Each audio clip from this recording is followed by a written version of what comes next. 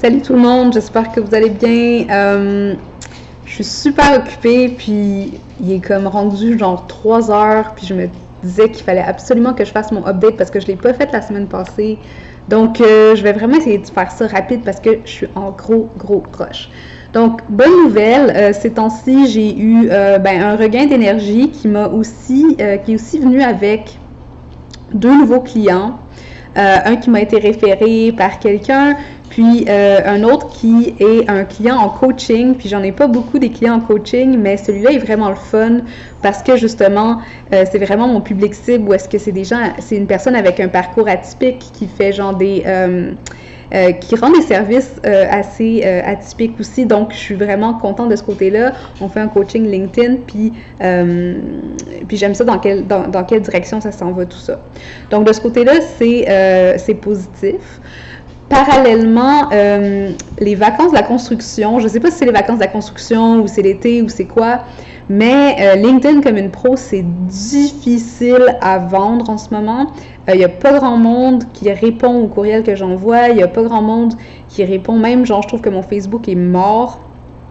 Puis donc là, genre, j'ai eu une idée qui m'est venue vendredi, mais en fait, c'est une vieille idée que je n'avais pas mis de l'avant. Puis c'est que je veux faire un genre de mini-cours de la minute LinkedIn. Puis donc, ça va être comme chaque jour, pendant 14 jours, je vais envoyer un petit 1 minute un conseil sur LinkedIn. Puis là, je savais pas quel format j'allais le faire, nanana. Fait que finalement, j'ai fait un gros rush de genre filmage. J'ai filmé genre les 14 capsules. Je les ai montées. Là, je suis en train de finir les visuels, de mettre les sous-titres, puis d'essayer de monter ça le plus vite possible sur Mailchimp parce que j'aimerais ça que ça sorte vraiment bientôt, que les gens puissent s'inscrire vraiment bientôt, parce que justement, LinkedIn comme une pro, ça commence, la première date, c'est le 25 août, puis notre deuxième, c'est le 22 septembre. Parallèlement, j'ai aussi, je réfléchissais beaucoup à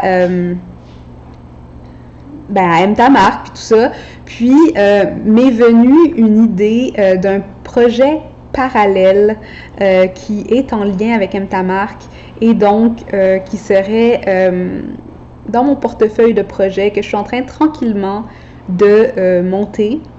J'ai déjà acheté mon nom de domaine, j'ai commencé un mini mock-up de site, le contenu, etc.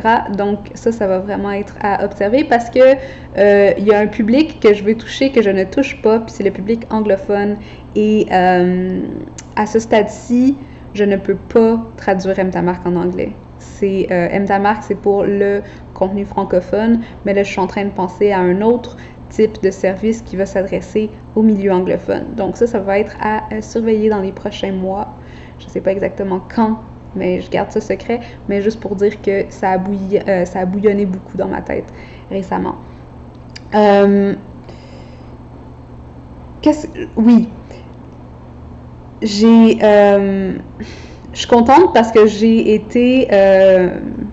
suis allée luncher avec mes amis de la business Annelise et Rim et je trouve ça le fun d'avoir des amis qui sont dans l'entrepreneuriat web, des choses comme ça avec qui parler, puis discuter, puis échanger. Donc de ce côté-là, je trouve ça le fun, les relations que je me suis faites à travers Aime ta marque. J'avoue que là, le groupe aussi, je me pose des questions parce que il n'y a pas beaucoup d'interactions. C'est sûr que là, j'ai descendu les thématiques à 1 aux 2 semaines parce que je trouvais justement que les interactions, ça valait pas nécessairement la peine de préparer autant de contenu pour le nombre de personnes qui le voyaient ou le nombre de personnes qui interagissaient. Fait que ça m'a vraiment fait réfléchir sur la place de Facebook encore. Je sais que j'en parle tout le temps, mais j'ai trouvé le fun parce qu'on a fait un petit challenge pour les stories Instagram la semaine passée, puis ça a quand même bien pogné.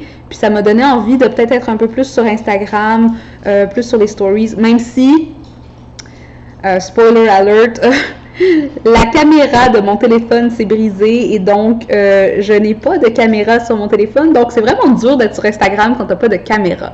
Fait que c'est pour ça que je suis pas sur Instagram ces jours-ci, parce que j'aurais plein de choses à partager, puis je ne peux pas. Fait que je suis en train de planifier un petit coaching de groupe sur comment je planifie justement sur Instagram ou comment je peux planifier des posts sur Instagram, même si j'avoue que là, genre, je suis un petit peu à la va-vite, là, parce que y a trop de choses qui se passent avec LinkedIn comme une pro, la rentrée scolaire, etc. Je vais finir avec la petite pensée de ces dernières semaines que j'ai... c'était en écoutant encore un podcast, parce que les podcasts m'inspirent beaucoup. Puis c'était à propos de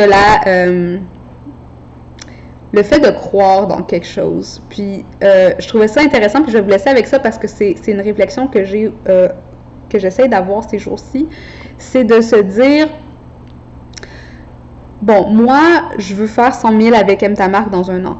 Pourquoi et comment est-ce que je veux me sentir quand que je vais être rendue là-bas? Puis qu'est-ce que je vais croire à propos de moi-même que je ne crois pas encore aujourd'hui?